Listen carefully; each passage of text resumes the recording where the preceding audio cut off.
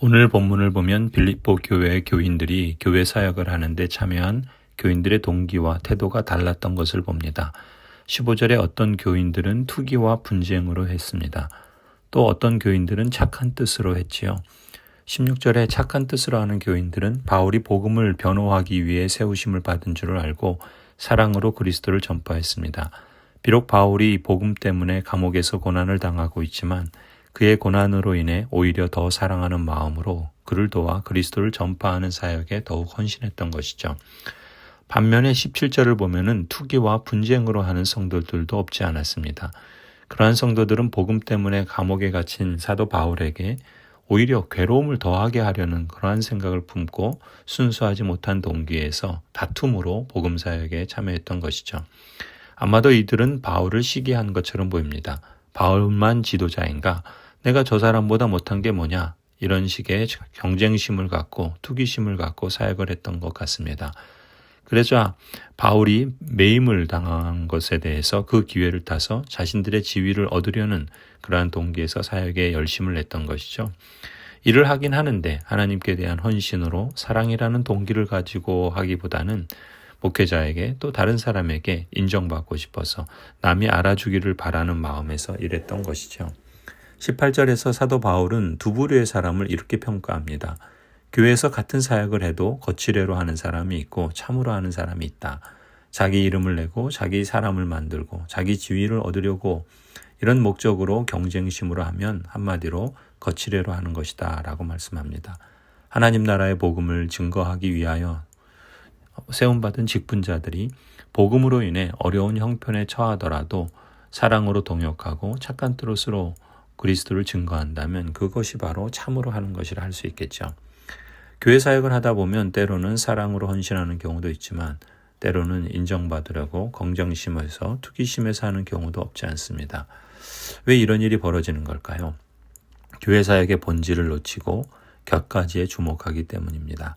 하나님의 영광이 아니라 자신의 영광을 구하는 탐심에 빠져 있기 때문이죠.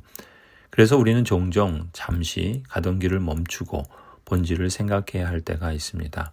하나님께서 우리를 택하시고 부르셔서 교회에 속하게 하신 뜻이 무엇인가 라는 본질이죠.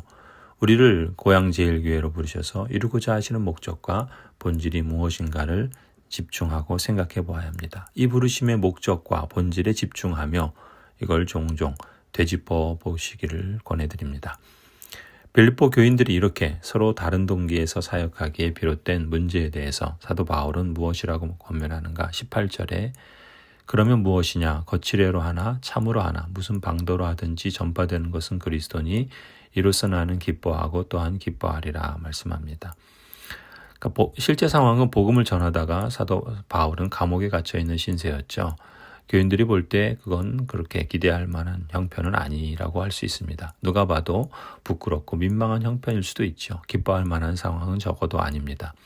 그런데 바울은 자신은 자신의 상황을 어떻게 해석하고 있는가? 여기서 바울의 마음의 눈이 무엇을 보고 그걸 무슨 근거로 어떤 선택을 하는지를 우리가 주목했으면 합니다. 사도 바울은 동일한 상황에서 다르게 보는 법을 배운 사람 같습니다. 곧 이 상황에서도 하나님께서 역사하시는가, 복음의 진보가 있는가, 이런 안목으로 자신이 처한 삶을 해석하는 것이죠. 자신의 상황을 그저 좋게 보이려고 가식적으로 꾸미는 게 아닙니다. 그 상황 그대로를 하나님이 함께 하시는가, 복음의 진보가 있는가, 이런 측면으로 봄으로써 인생의 목적과 삶의 참된 가치를 온전한 방향으로 맞추어 가고자 자신의 마음뿐만 아니라 행동을 선택해 가는 것이죠. 더 나아가서 사도 바울은 빌립보 교회 성도들도 자신과 같은 시각을 갖기를 기대합니다. 그래서 바울의 상황을 같은 시각으로 보기를 원하며 더 나아가 빌립보 성도들 자신들의 삶도 이런 시각으로 해석할 수 있는 안목을 갖고 성숙해 가기를 바란다고 권면하는 것이죠. 성도 여러분, 죄 많은 악한 세상 속에서 신자로서 점점 더 풍성한 삶을 살아가려면 내 삶에 대한 하나님의 목적과 적절한 해석을 갖고 그에 따른 반응과 또 합당한 대안을 만들어갈 때 삶이 건강하게 열린다 믿습니다. 사람이든 상황이든 지혜와 분별력을 갖고 바르게 보는 마음의 안경이 그래서 참 중요하죠. 20절에 사도 바울은 이렇게 말합니다. 나의 간절한 기대와 소망을 따라 아무 일에든지 부끄러워하지 아니하고 지금도 전과 같이 온전히 담대하여 살든지 죽든지 내 몸에서 그리스도가 존귀하게 되게 하려 한다. 모든 진실한 그리스도인의 궁극적인 바람이란 이런 것이겠죠. 나로 인해서 그리스도께서 존귀되고 영화롭게 되는 것.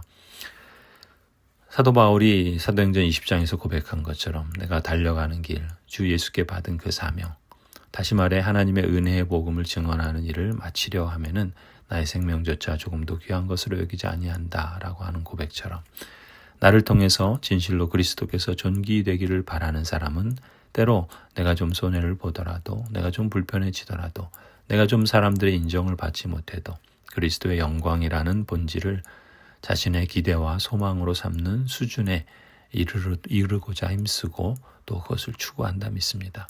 그런 소망을 진실하게 추구한다면 하나님께서도 틀림없이 그러한 사람을 통해서 성취해 주시리라 믿습니다. 한 사람의 신자로서 사도 바울이 하나님의 부르심을 받고 평생 그 하나님을 왕으로 섬기며 얻게 된 유익이 참 많이 있죠. 그 중에서도 바울이 그러한 삶의 여정에서 자신의 삶의 목적을 더욱 뚜렷하게 소유하게 되었다 믿습니다. 또한 그로 인한 영광에 집중하며 살고자 애쓰며 헌신하며 열정을 유지했던 것이 그의 인생을 얼마나 값지게 했었는가 우리도 주목하지 않을 수 없습니다. 성도 여러분, 우리 또한 주님께서 여러분을 위해서 행하신 일들을 잘 알고 인식하며 또한 잘 기억함으로써 주님에 대한 감사와 참된 헌신을 통해서 하나님을 영화롭게 하고 또한 여러분도 그 헌신의 영광과 기쁨을 지속적으로 실감하시기를 간절히 축원합니다.